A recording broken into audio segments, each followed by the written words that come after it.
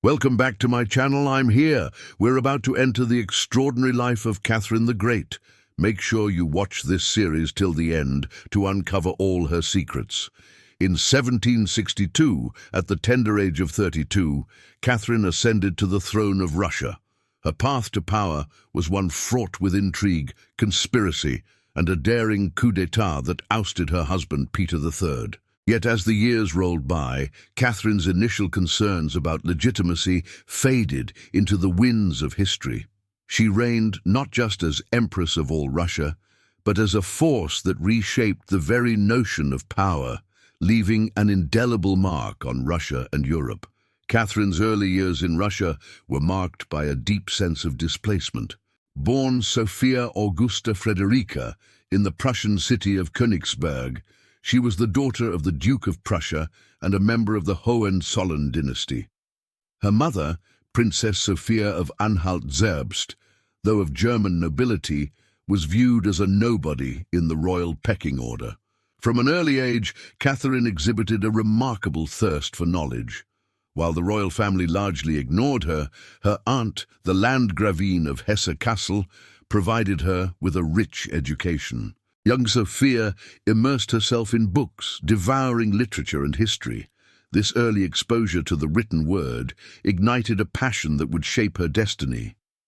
At the age of 15, Catherine's life took a dramatic turn when her mother orchestrated her marriage to the heir to the Russian throne, Peter.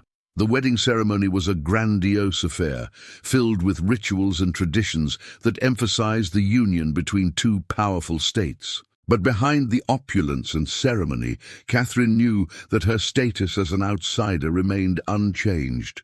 She was a foreigner in a distant land, separated from her family and friends, navigating a court where she was often treated as a pawn in political games. Catherine threw herself into her new role, determined to make her presence felt. She studied Russian language and customs assiduously, shedding her German mannerisms and embracing the Russian ways. Her efforts paid off. On June 28, 1762, when Peter's father, Emperor Peter the Great, died, Catherine and Peter returned to Russia as the new imperial couple. Catherine officially became Empress, while Peter, known for his erratic behavior and pro-Prussian sympathies, pursued policies that alienated the Russian nobility. Catherine, ever the astute politician, recognized the precariousness of their position.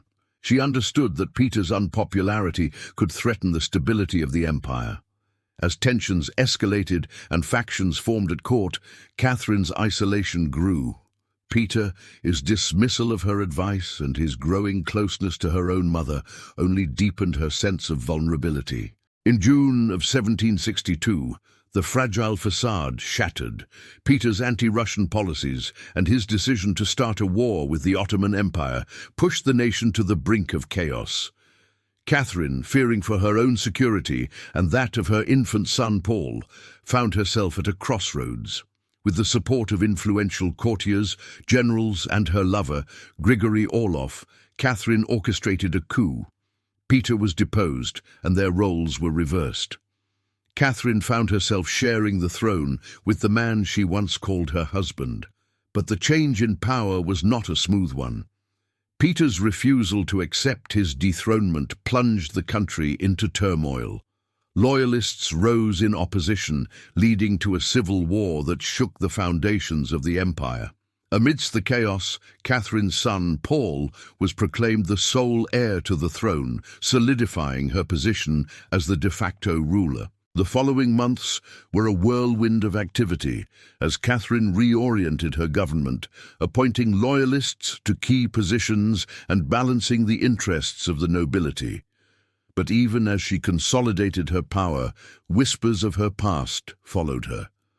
Rumors circulated about her relationship with Grigory Orlov, and her critics dug into her past, questioning the circumstances of her marriage to Peter. These doubts would forever tarnish Catherine's image, casting a long shadow over her reign. Now let's return to our story. 1 year after ascending to the throne, Catherine formally severed ties with her former husband, divorcing Peter and ending their once tumultuous marriage. This bold move, unprecedented in Russian history, freed her from the constraints of her previous bond and allowed her to solidify her position as the absolute ruler of Russia. No longer tethered to the whims of a dissolute and disgraced Peter, Catherine's focus shifted to securing her legacy and shaping the destiny of Russia. Her reign was marked by a series of ambitious reforms aimed at modernizing the country and enhancing its prestige on the world stage. Catherine's influence extended far beyond the borders of Russia. Her extensive correspondence with prominent figures like Voltaire and Diderot showcased her intellectual pursuits and her desire to engage with the Enlightenment ideals sweeping Europe. She championed education, establishing schools and universities and encouraging the arts and sciences. Her patronage helped to make St. Petersburg a hub of cultural activity, attracting intellectuals and artists from across the continent. Despite these accomplishments, Catherine's story is not without its shadows. Her treatment of the Polish nobles was often harsh, and her decision to annex Polish territories contributed to the decline of Poland as an independent state.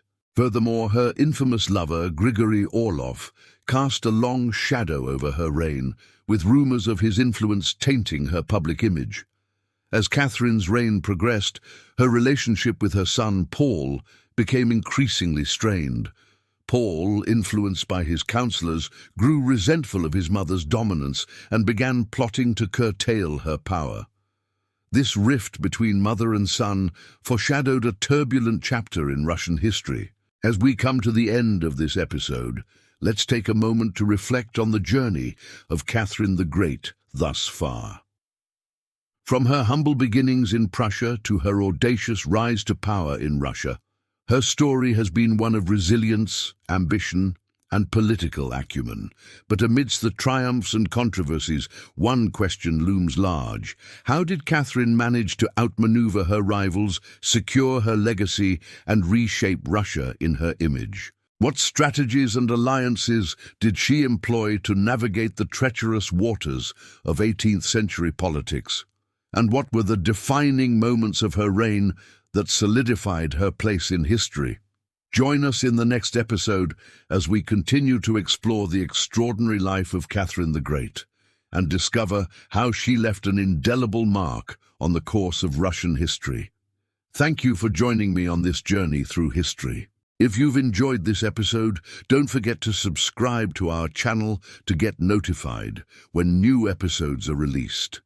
And if you'd like to dive deeper into the stories that shaped our world, check out our podcast, where I host discussions on the most compelling historical events and figures. Thanks for watching.